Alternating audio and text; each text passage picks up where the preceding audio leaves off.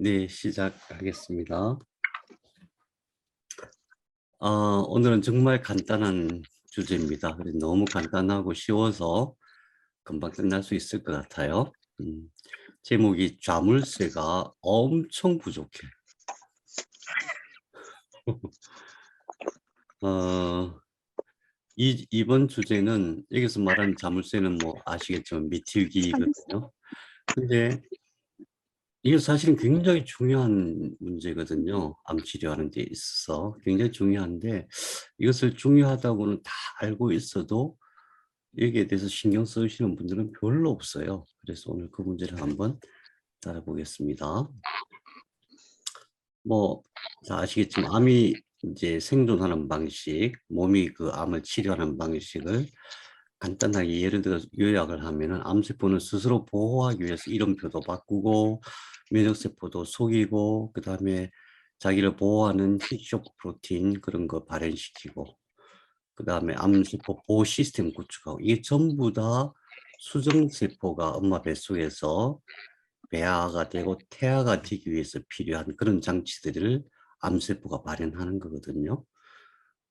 그렇게 해서 자기를 보호하고 그다음에 무한정식 어, 벡터, 무한정식 벡터, IGF 벡터 이런 것들을 발현하는데 대부분 이 중에서 대부분이 배아 때 발현하는 거죠. 그러니까 성인이 되면 발현 안 하는 것들이죠. 그런 것들을 발현해서 무한정식을 하는데 특히 유의해야 될 점이 바로 텔로미어.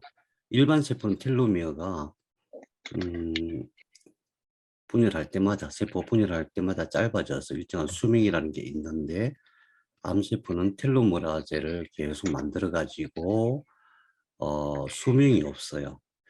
그러니까 암세포, 그다음에 생식세포, 그다음에 줄기세포 이 세 가지는 텔로메라제를 계속 만들어서 텔로미어가 짧아지는 것을 보충을 해요. 그러니까 이런 식으로 스스로를 보호하는데 이게 전부 다 이렇게 이런 것들이 전부 다 유전자 DNA 원본을 이용해 갖고 그걸로 자기가 만드는 거거든요. 예를 들어 텔로메라이즈도 스스로 만드는 거란 말이죠. 만드는 유전인자를 꺼야 되는 건데 내 길로는 그런 식으로 보호를 하고 그러면 몸은 가만히 있느냐 이게 뭔가 변이가 되면 바로 어, 그 자가 치료를 하죠. 몸이 자가 치료하는 걸 돕는 것이 치료다. 그러니까 병원이나 우리가 스스로 하는 모든 치료 행위는 몸이 스스로 치료하는 이 행위를 돕는 것인데 그것도 크게 두 가지로 나누면은 암세포를 직접 공격하는 세포들이 있어요. T세포, 호중구, B세포, 대식세포, 수지정세포. 이 면역세포들은 실질적으로 암세포를 공격해서 해체를 시키죠. 그 다음에 이렇게 변이된 것, 그러니까 다시 말하면 배아나 태아 때 발현되던 단백질을 해체시키거나 이걸 정상으로 다시 바꾸는 노력을 하는데 그게 이제 브로카1, 브로카2, P53, 마이크로 RNA, 논 코딩 RNA 이런 것들을 발현해 가지고 암세포를 정상세포로 바꾸거나 소멸시키거나 수리하거나 회복시키는 작용을 하는 거죠. 그러니까 결국은 암세포 치료는 이 문제예요. 암이 생존하는 이 방식을 몸이 스스로 치유를 하느냐 마느냐 이거거든요. 여기서 핵심이 벗어나면 안 돼요. 항암제가 치료한다 또는 약이 치료한다 복합천연물이 치료한다 이런 개념이 아니라 항암제든 모든 치료 행위는 몸이 스스로 치료하는 것을 돕는 행위다 이런 개념이고요. 지난번에 우리 중간 복습해보자면은 쉬운 암공부 1번 항목에서 이제 이 그림 기억나시죠? 아주 간단한 세포속 그림. 그래서 이 중에서 위에 있는 DNA 이것이 변이돼 갖고 바로 암이 되는 경우는 별로 없는데 이것이 중첩되어져서 나중에 이쪽에서 단백질이 만들어지는 과정에서 암 단백질, 암 유전자가 발현되는 것이다. 그래서 DNA 원본이 변이된 것은 발암 원인의 20%에 해당하고 나머지 암 단백질이 발현되는 것이 발암 원인의 80%에 해당하는 것이다. 네, 그런 말씀을 드렸었어요. 자, 그래서 그런데 이제 우리가 하고 있는 모든 치료를 한번 살펴보면은 이런 문제가 있어요. 독성항암제로 암세포를 공격한다. 또는 복합천연물로 암세포를 공격한다. 독약을 써서. 문제는 다 죽지 않는다는 거죠. 죽지 않는 것으로 끝나는 게 아니라 암줄기 세포를 계속해서 만들어내요. 그러니까 암이 초기에 잘 치료되는 경우는 대개 어떤 경우냐면은 암세포가 아직 암줄기 세포를 만들기 직전 단계, 아주 초기 단계. 그때는 그냥 기존에 있는 암세포만 삭제하면 끝나요. 근데 배아 때 보면은 처음에 수중세포 하나가 2개가 되죠. 2개가 4개 되고 4개가 8개 되고 8개 될 때부터 여러 가지 자기를 보호하는 단백질, 증식하는 단백질을 만들어내는데 이게 8개가 16개 되죠. 32개 되죠. 그 다음에 64개 되잖아요. 64개 되면서부터 암줄기 세포를 만들기 시작해요. 그래서 158개 그 정도 되면 암줄기 세포가 만들어지는데 그런 식으로 암줄기 세포가 만들어지기 전 단계에서는 굉장히 쉬운데 암 치료가 일단 암줄기 세포가 만들어지면 그건 잘 죽지 않는 거다. 그러니까 줄기세포가 만들어지면 몇 개 정도 되는 거예요? 그것도 한 초기에는 한 2기, 1기, 2기도 그럴 수가 있죠. 그런데 이제 줄기세포가 제대로 성능을 발휘하는 시기 그때 되면 이제 병원에 진단할 때부터는 3기 B 시기에는 그때부터는 항암제로는 치료 불가능하다. 그러니까 치료되는 경우가 거의 없다. 이렇게 보는 거죠. 병원에서 공식적으로 그렇게 진단하는 거죠. 그러니까 우리들은 아쉽게도 암줄기 세포는 이미 다 만들어져 있는 상태, 굉장히 강력해진 상태라고 봐야 돼요. 그럼 그렇다고 해서 겁낼 필요는 없죠. 암줄기 세포를 잡으면 되는 거니까. 우선은 몸이 암줄기 세포를 정상 세포로 바꾸는 시스템이 있다는 것만 가지고도 굉장히 안심이 되는 거죠. 그래서 암세포를 공격하는 방식만으로는 암 치료가 안 되는 것이다. 그거를 이제 아셨으면 좋겠고, 뭐 다 아시죠? 그 다음에 독성 항암제 말고 표적 항암제를 많이 쓰죠. 정식 신호를 차단하거든요. 정식 신호. 정식 신호를 차단하는데 계속 만들어. 그럼 어떻게 평생 정식 신호를 차단하란 말인가? 계속 만들 뿐만 아니라 정식 신호를 계속 바꿔. 그거 어떻게? 그럼 약을 계속 바꿔야 되는데 그렇게 많은 약이 없잖아요. 그래서 표적 항암제로 암을 치료하는 것도 결국은 근원적인 치료는 아니다.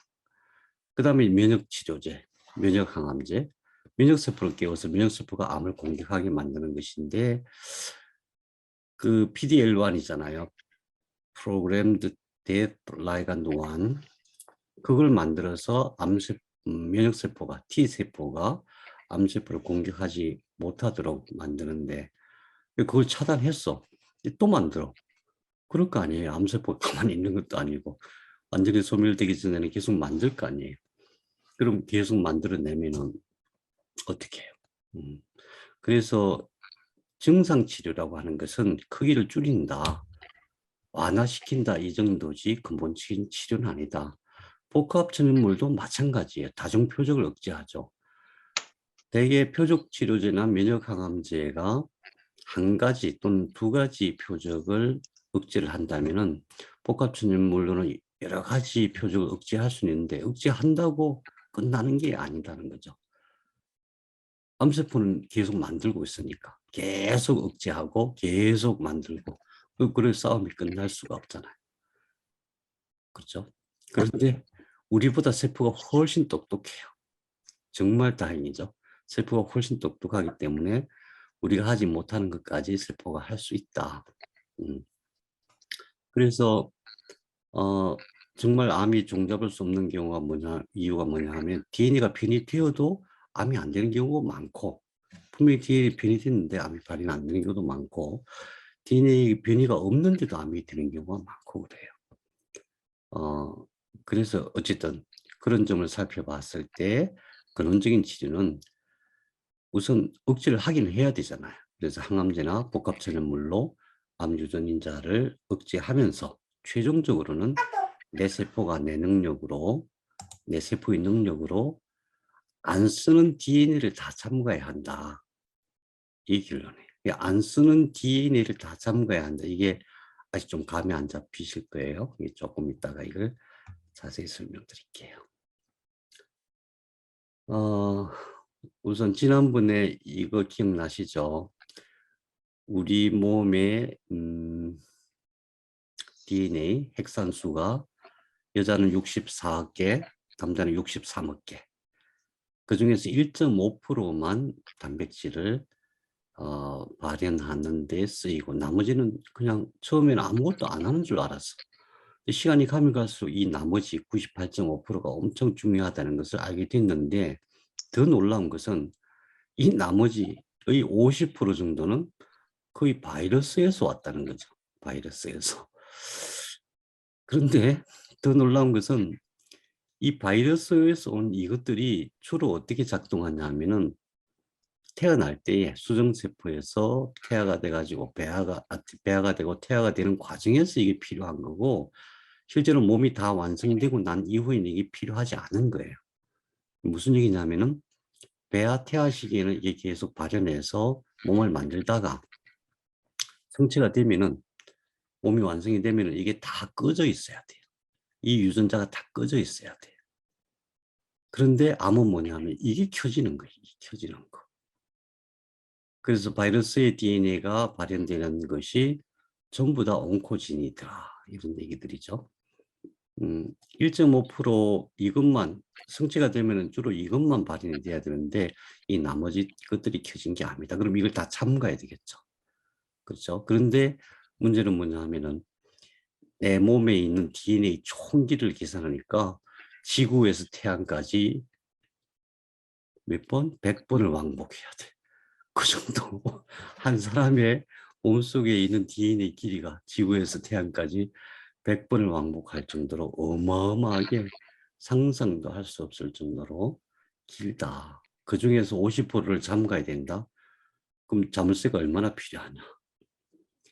지구에서 태양까지 왔다 갔다 하는 100번을 왔다 갔다 하는 길이의 절반을 자물쇠로 다 잠가야만 암이 발현 안 된다. 이런 문제인 거죠. 그래서 유전자 등가스 우선 모든 세포핵의 DNA는 동일하다. 수정세포, 세포 하나일 때나 지금 내 간세포나 내 피부세포나 내 눈세포나 이것은 DNA는 동일하게 다 갖고 있어요. 근데 다른 것은 다 잠가놨고 간이 되기 위해서는 간세포에 필요한 것만 발현을 시키는 거예요. 그럼 뭐 중요한 건 뭐예요? 발현시키는 것도 중요하겠지만 더 중요한 것은 간세포의 경우에 간세포가 되기 위해서 필요하지 않은 나머지는 다 잠가야 된다는 거죠. 잠겨 있느냐 이게 더 중요하죠. 대부분의 DNA는 수정세포, 배아, 태아, 성체 형성 과정에서 발현되는데 대부분의 DNA는 그런데 성체가 된 이후에 안 쓴 DNA는 다 잠겨 있어야 한다. 잠겨 있지 않으면 암이 된다. 이게 참 그러니까 그냥 상식적으로 생각해도 자물쇠가 엄청 필요하구나. 엄청 많이 필요하구나. 이 문제입니다. 간단하죠? 그래서 근본적인 암 치료라고 하는 것은 증상 치료가 아니고 완치라고 하는 것은 암 유전자를 잠근다. 이게 제일 중요하고 또 하나 암세포를 정상세포로 돌린다. 이미 발현되어 있는 암세포, 줄기세포. 특히 줄기세포는 왜 그래요? 줄기세포는 정식 신호가 안 가도 스스로 자꾸 정식을 하니까 이 두 가지를 해결하는 것이 암의 근본적인 치료고 암을 완치하는 길인데 다행스러운 것은 뭐냐 하면은 내 몸 안에서 그것을 치료하는 기능이 다 있다라는 것을 발견한 지는 얼마 안 돼요. 진짜 얼마 안 돼요. 아직도 연구 중인 부분이 대부분이고. 그래서 암세포를 정상세포로 되돌리는 것은 이것도 몸이 하는 거고 암 유전자를 잠그는 것도 다 몸이 하는 것인데 암세포를 정상세포로 되돌리는 이 방식, 이 치료법에 대해서는 몸이 어떤 식으로 하는지 아직 많이 연구 중이에요. 그 중에서 이제 대표적인 연구가 이분이죠. 이분이 발견한 건데, SETDB1이라고 하는 단백질. 이것도 몸이 세포가 만드는 거예요. 이것이 그런 역할을 하더라. 또 그 싱글러 교수, 하버드 싱글러 교수가 발견한 것은 TED 엔자임, 10-11 트랜슬로케이션 엔자임이라고, 이것이 세포의 생체 시기를 되돌리는데 적절한 시기로 되돌릴 수 있는 그런 효소다.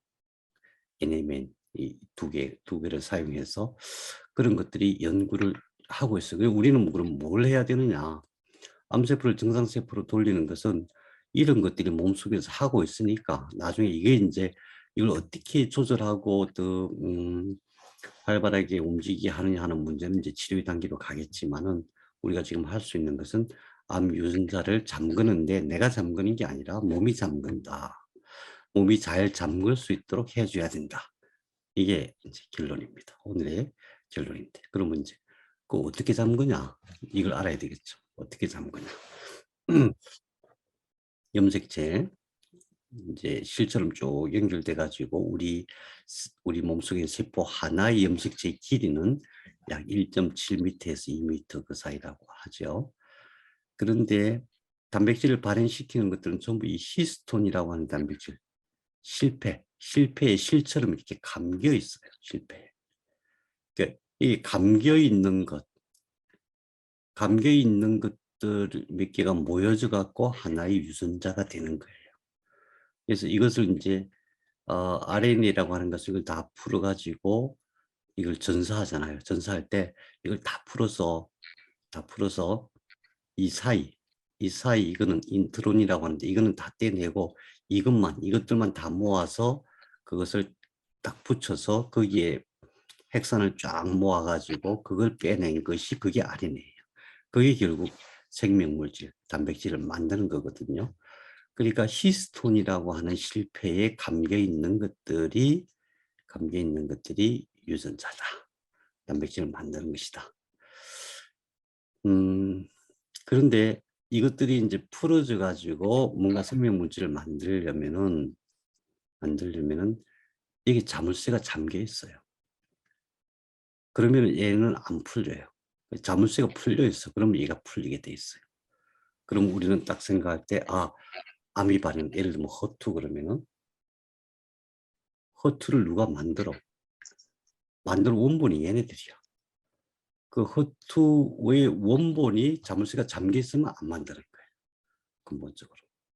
허투의 원본이 자물쇠가 풀려 있으면은 그걸 가지고 핵산을 쫙 붙여서 RNA를 만들고 그것이 아미노산을 이렇게 결합해 갖고 만드는 거죠. 그래서 이 자물쇠 장치는 이제 네 가지, 쉽게 그냥 제가 네 가지라고 표현을 했어요. 네 가지가 있는데 이걸 풀고 묶고, 그러니까 잠그고 풀고 하는 그 장치가 네 가지인데, 이제 메틸기, 아세틸기, 인산기, 유비퀴틴 또는 마이크로 RNA 이런 것들이 작동을 해요. 굉장히 복잡하고 이것이 지금 현대 후성유전학의 아주 제일 큰 주제예요. 가장 과학자들이 관심을 가지고 엄청난 연구들을 하고 있는 그런 주제들입니다. 이게 바로 후성유전학이에요. 어떻게 풀리고 어떻게 잠그느냐, 이걸 우리가 어떻게 조절할 것이냐. 풀고 잠그는 우리가 직접 조절하면 어떤 일이 생기냐 하면은, 아기가 뱃속에 있을 때 얘는 병이 안 되는 아기로 만들 수가 있어요. 당뇨병이 없는 아기, 무슨 뭐 심장병이 없는 아기, 또 키가 뭐 2m가 되는 아기, 또 지능이 뛰어난 아기, 이걸 다 만들 수가 있어요. 그러니까 이것을 뗐다 붙이자 하는 그 기술이 크리스퍼 카스9 기술이잖아요. 실제로 상상 속의 얘기가 아니라 실제로 지금 실험을 엄청나게 하고 있어요. 혹시 기사 보시는지 모르겠는데 중국에서 어떤 의사가 그 실험을 했죠. 태아 있는 아기한테 그 실험을 해가지고 성공했죠. 그래갖고 감옥 갔잖아요. 그러니까 인간에게까지 실험하는 건 너무 좀 극단적이긴 했죠. 근데 그러니까 이제 동물 실험을 엄청나게 많이를 하고 있어요. 그게 크리스퍼 카스9이고, 그 기술이 어디서 온 거냐면 박테리아가 박테리아는 크고 바이러스는 작거든요. 크기가 1000배 차이가 나요. 우리 지난 시간에 계산해 봤지만 크기가 1000배 차이가 나면 최적은 어마어마한 차이가 나거든요. 그러니까 박테리아 입장에서 보면은 박테리아가 사람이라면은 바이러스는 진짜 모래 같은 거예요. 그런 것들이 박테리아를 공격하거든요. 그래서 박테리아가 바이러스를 방어할 때에 어떤 식으로 하는가 그걸 살펴봤더니 바이러스가 들어오면 그걸 확 잘라가지고 DNA를 확 잘라가지고 그거를 자기 DNA에 딱 붙여놨다가 나중에 똑같은 박테리아가 나오면 거기 탁 인도해가지고 그걸 확 부시고 잘라내거나 다시 붙이거나 그런 역할을 하는 거예요. 그걸 보고서 사람들이 과학자들이 그 방식을 채용한 게 크리스퍼 카스9 기술이거든요. 그런 기술이 지금도 엄청나게 발달돼 있어요. 그러니까 이런 이 단백질이 잠기고 풀리고 하는 그런 음, 방식에 대해서 거의 다 이제 파악했다고 거의 파악해 간다고 봐야 되죠. 다시 말해서 그걸 조절할 수 있을 정도의 지식을 인류가 가지고 있는 거예요. 근데 그중에 제일 중요한 게 메틸기예요. 메틸기. 어떤 의미냐면 이게 자물쇠예요. 자물쇠. 암을 유발시키는 유전자가 있다고 하면은 이 자물쇠가 잘 잠겨져 있으면은 안 되겠죠. 암이 안 되겠죠. 근데 이게 풀리면은 암이 되겠죠. 그럼 자물쇠는 어떤 방식으로 되어 있느냐? 우선 메틸기는 이게 자물쇠가 어디에 작동하냐면 이 단백질 히스톤, 그러니까 실패도 잠그고 풀고 그래요. 그 다음에 이 DNA도 잠그고 풀고 그래요. 네 가지 방식이 적혀 있죠. 근데 그때에 작동하는 것이 메틸기라고 하는 거예요. 메틸기. 메틸기 그러니까 뭐 대단히 복잡한 것 같잖아요. 근데 그게 아니고 CH3예요. 기억나시죠? 탄소 대부분. 탄소가 하나 있으면 탄소는 전자가 몇 개예요? 6개니까 1궤도에 2개가 있고 2궤도에 4개가 있어야 2궤도에 8개가 있어야 안정이 되죠. 탄소는 전자가 6개밖에 안 되니까 1궤도에 2개 있고 2궤도에 4개밖에 없잖아요. 그러니까 2궤도에 4개가 4개를 공유해야만 탄소는 안정이 돼요. 근데 CH3는 H가 3개니까 3개는 다 공유를 해요. 근데 하나가 부족할 거 아니에요. 그래서 이것들이 가서 어딘가에 탁 붙을 수 있는 거죠. 예, 그런 형태를 갖고 있는 건데 그것들이 가서 사이토신이라고 하는 핵산에 탁 붙어 있는 거예요. 그게 메틸기가 자물쇠를 잠그는 방식이에요. DNA의 자물쇠를 잠그는 방식이에요. 그럼 이게 잠그면은 되는데 어쨌든 암을 발현하는 단백질이 암을 보호하거나 또는 암을 증식시키는 단백질을 안 만들 수 있게 하면 되는데 안 만든다는 게 어떤 의미냐? 뭘 안 만드는 거냐? 증식 신호 안 만드는 거예요. 증식 신호. 허2, 허1, 허3 또는 ER, PR 또 이제 백스님 ALK 또 뭐 메트 이런 것들이 또 얍, 뭐 NF 갑합이 이런 것들이 그거를 안 만들게 하는 것은 바로 이것을 참가 놓으면 안 만든다는 뜻이에요. 히쇼크 프로틴도 그렇고. 그래서 안 만들게 하는 방식이 여러 가지가 있는데 그 중에서 DNA 메틸화가 이게 일반적으로 가장 중요한 부분이다. 그리고 우리가 뭔가 할 수 있는 부분이다 이렇게 보는 거예요. 이게 이제 참고로 DNA 메틸화. 메틸화라는 게 자물쇠를 잠그는 메틸화라고 보면 돼요. 히스톤 변형, 이 히스톤이 실패를 히스톤이라 그러죠. 히스톤을 뭐 8개로 되어 있어요. 히스톤 8량치라고 하거든요. 8개의 단백질로 되어 있는데 그걸 뭐 뗐다 붙였다 뭐 그런 식으로 그걸 히스톤 모디피케이션이라 그러고 또 마이크로 RNA가 이걸 조절해요. 그러면 이제 이게 이렇게 모여 있는 걸 크로마틴이라고 하는데 크로마틴 리모델 이런 방식으로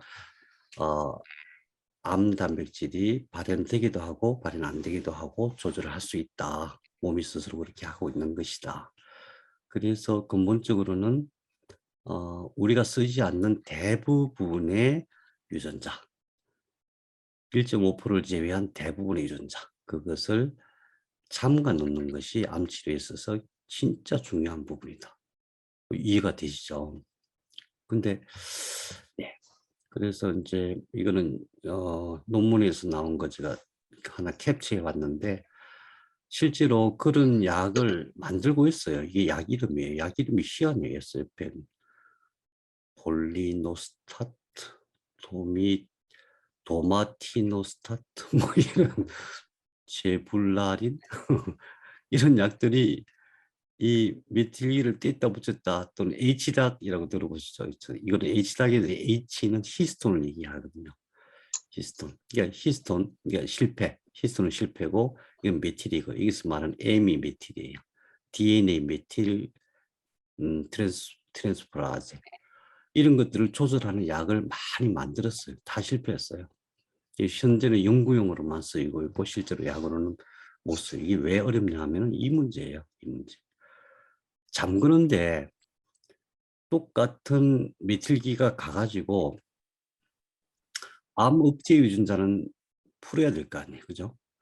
암을 육제하거나 수리하는 유전자는 풀어야 되고 암을 만드는 유전자는 잠수에 잠가야 될 거 아니에요. 근데 얘네들이 어떻게 이걸 하냐는 거죠. 인공적으로 이걸 만들기는 너무 어렵다. 근데 복합천연물은 이걸 스스로 조절한다. 이런 이제 나중에 이건 좀 복잡한 주제니까 어쨌든 과학자들도 엄청 이 부분에 대해서 연구를 하고 있다. 근데 약은 아직 없다. 이런 거죠. 그래서 이 메틸기가 얼마나 중요한지에 대해서 제가 한번 머리를 돌려봤어요. 이건 정확한 계산은 아니에요. 정상세포가 다 하는데 세포가 이제 변이가 되거나 암세포가 되면은 다 하는데 다 하려면은 뭐 재료가 있어야 될 거 아니에요. 그죠? 재료가 있어야 뭘 만들 거 아니에요. 예를 들어서 자동차 만들려고 그러고 볼트도 안 주고 뭐 철판도 안 주고 페인트도 안 주고 클러치도 안 주고 아무것도 안 주고 만들려고 그러면 못 만들죠. 재료 있는 만 갖고 만들 거 아니에요. 그 재료가 메틸기예요. 재료가. 음. 근데 이 재료가 몇 개나 필요한가를 대충 한번 계산해 봤어요. 이건 그냥 제 머리로 계산해 본 거예요. 책에 나오는 것도 아니고. 우리 몸속에서 핵이 있는 세포가 약 33억 개죠. 33 조개 아닌가요? 60조 아닐까요? 60조니까 33조개네요. 그죠?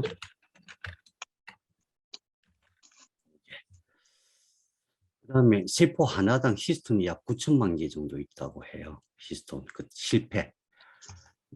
이건 아직 제가 뭐 확인해 본 바는 아닌데 그 박문호 박사님 강좌 중에 그런 게 나오더라고요. 그러면은 히스톤이 히스톤이 하나가 있으면 거기에 이제 이렇게 실처럼 감겨 있잖아요. 그 히스톤도 자물쇠로 잠가야 되고 그다음 DNA도 자물쇠로 잠가야 되니까 여러 개가 필요하겠죠. 메틸기가 몇 개가 필요한지 정확하게 모르겠어요. 대개 히스톤 하나에 메틸기가 한 10개 정도 필요하다라고 계산을 해보니까 33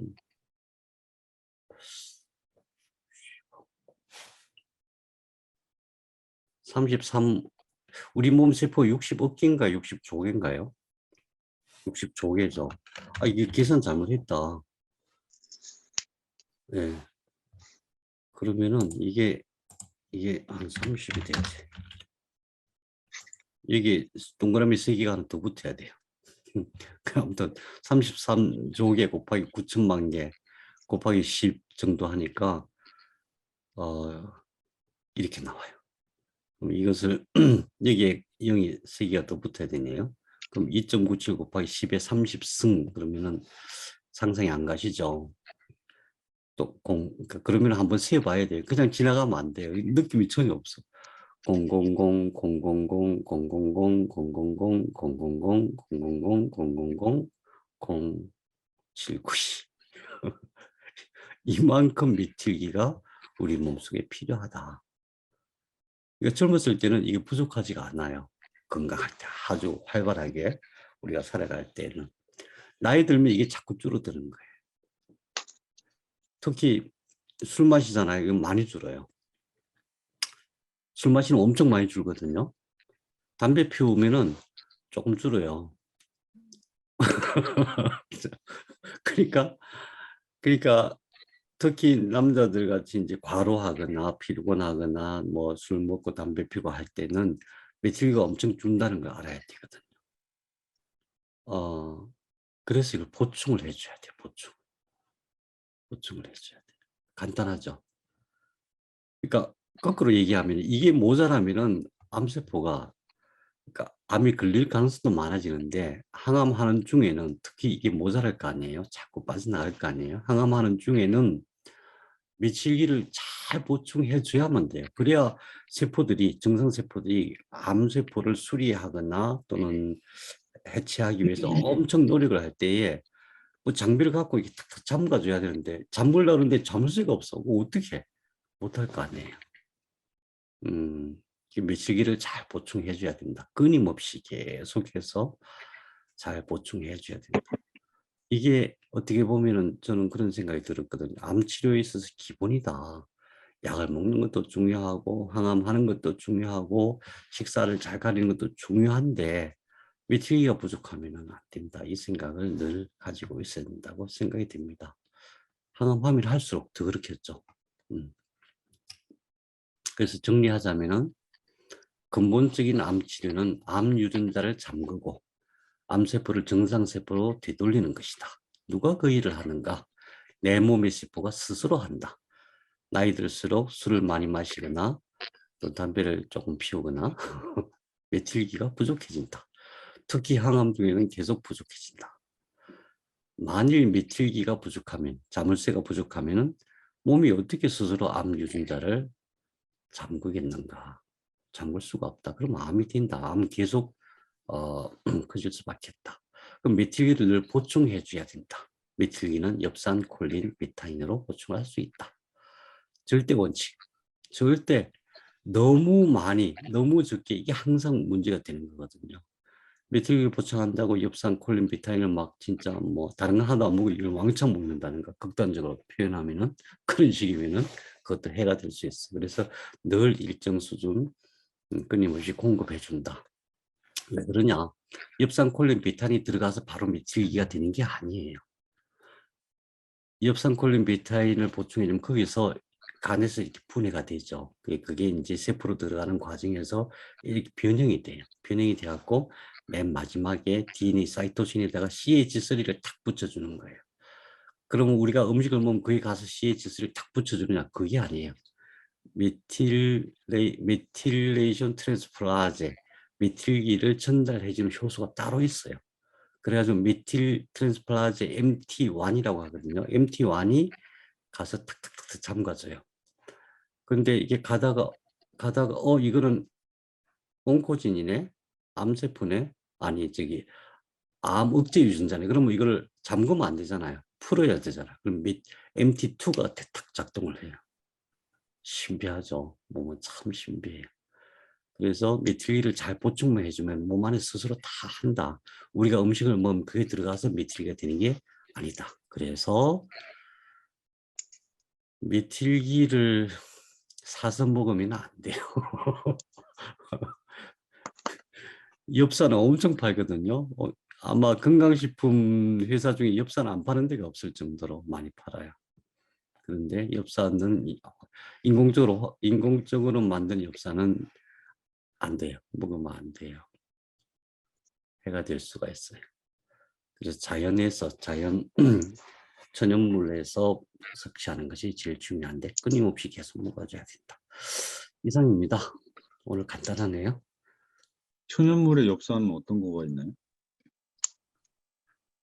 그걸 안 가르쳐 드리려고 지금 제가 아, 죄송합니다. 아니 직접 한번 찾아보시면 어떨까 그렇게 생각했는데 내가 또 마음이 약해서 한 장을 탁 넘기면 답이 나오지요.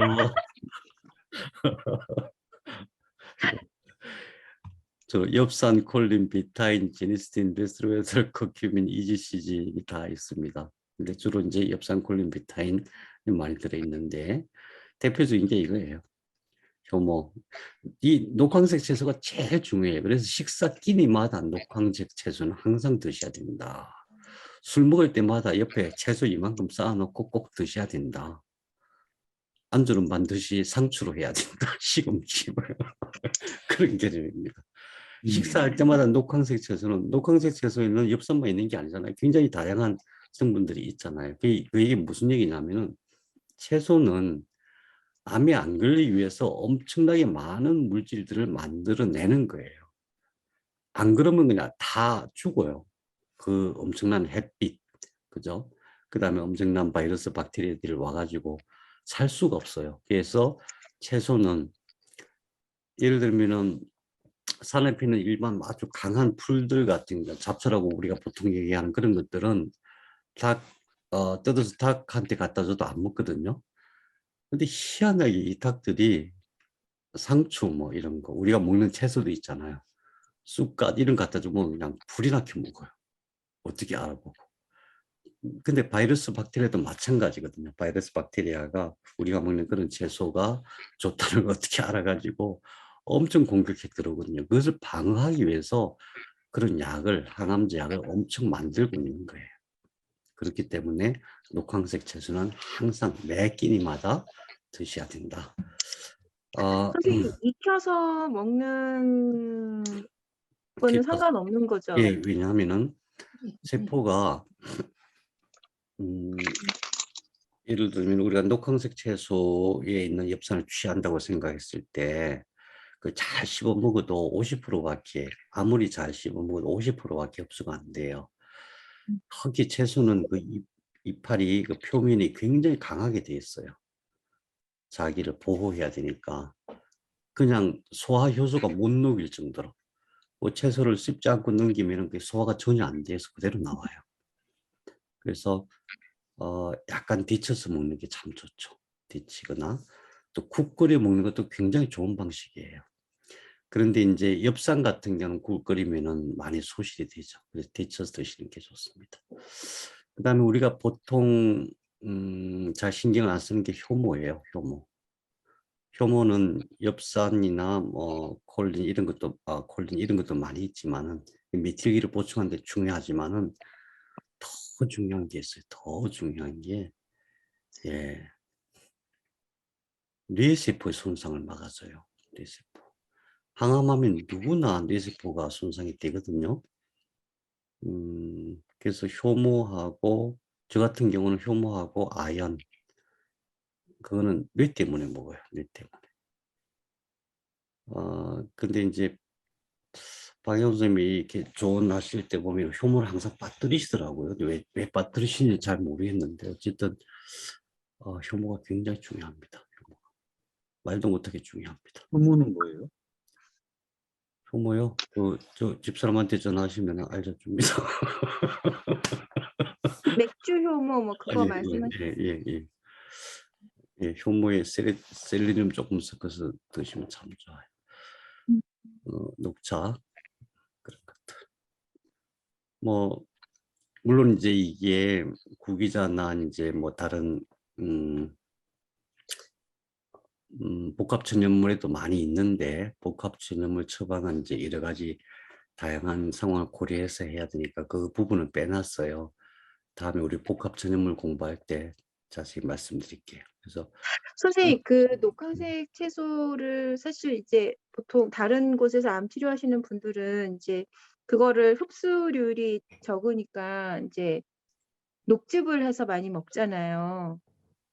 근데 이제 녹즙이 이제 몸이 차가워지는 이제 문제가 있어서 그렇기도 한데 어떤 분들은 그냥 계속 먹어도 뭐 탈이 없는 분들도 간혹 있긴 있는 것 같긴 하더라고요. 그래서 이게 참 예, 어느 정도를 먹어야 될지 어렵죠. 많이 먹어야 된다고 하는데 또 적절히 먹어야 된다니까 이 기준이 좀 굉장히 어려워요. 네. 네. 심지어는 녹황색 채소가 대장암의 원인이 되기도 하고 그래요. 그리고 심지어는 녹황색 채소 중에서 일정한 뭐 브로콜리나 이런 것들도 그러니까 암을 돕는 그런 기능도 한다. 뭐 이런 굉장히 복잡한 내용들이 많아요. 근데 사실은 왜 그러냐면 독성을 갖고 있어야만 약이 되는 거거든요. 그래서 제가 아까 말씀드린 대로 과유불급 절대 너무 많이 먹는 건 좋은 게 아니다. 안 먹는 건 더 나쁜 거지만 너무 많이 드실 필요는 없다. 또 우리가 식사하는 양만큼 원래는 만일에 이것만으로 내 모든 문제를 해결한다 그러면은 진짜 소가 여물 먹듯이 먹어야 돼요.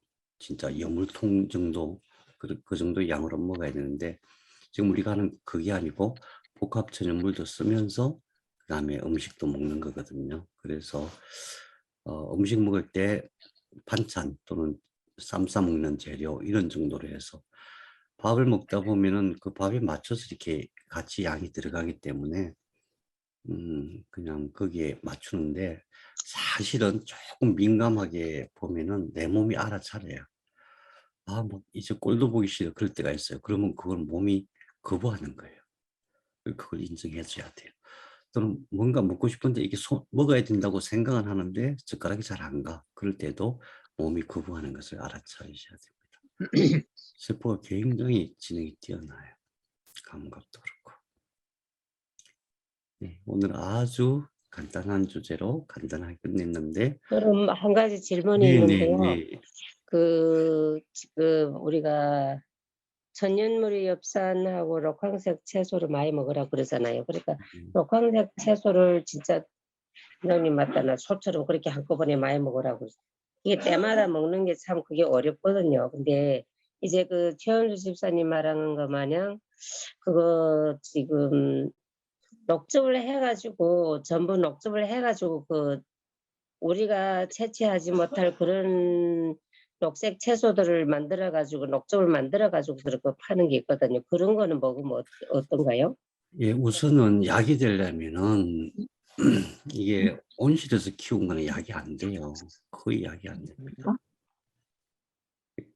다 익은 것도 그렇고. 그래서 제가 권하고 싶은 것은 이거 키우는데 면적이 많이 필요하지 않아요. 그냥 스티로폴 박스에 스티로폴 박스 한 서너 개만 해도 한 식구 충분히 먹을 수가 있거든요. 스티로폴 박스에 흙 채워가지고 그럼 밑에 그럼 잘 주고 직접 햇빛에 씌워서 직접 키워서 드시는 게 진짜 약이 되고 그렇지 않고 농약 치고 뭐 온실에서 대량으로 키운 것들은 걔네들은 공격을 안 받잖아요. 그 약을 만들 이유가 없어요. 약을 안 만들어요. 다시 말하면 약효가 거의 없어요. 그냥 영양만 있다고 보시면 되거든요. 그래서 집에서 베란다에서 키워서 드시는 게 저는 제일 좋다고 생각되고 또 그것을 이제 가공해서 이렇게 나오는 것들은 아무래도 유통기한이 많이 경과가 되잖아요. 그 과정에서 실제로 생명력이 되는 이 빛, 빛, 빛이 다 소멸된다고 봐야 될 것 같습니다.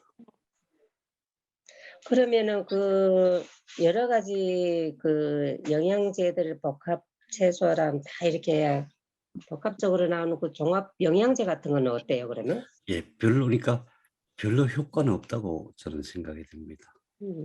예, 이 중에서 다른 거는 그냥 뭐 녹차 같은 경우를 직접 할 수 없잖아요, 녹차. 그런데 효모도 마찬가지고요. 이게 하나 빠진 게 버섯인데 버섯이 왜 빠졌지? 네. 효모나 녹차 같은 경우는 사서 먹어야 되겠죠. 예, 뭐 강황 같은 경우도 울금이나 강황은 우리나라에서 재배를 많이 하니까 그렇긴 한데 채소만큼은 직접 해서 드시는 게 좋을 것 같습니다. 근데 효모는 나중에 다시 한번 효모에 대해서 말씀드리겠지만은 효모가 굉장히 효과적이고 좋아요. 선생님, 요거 있잖아요.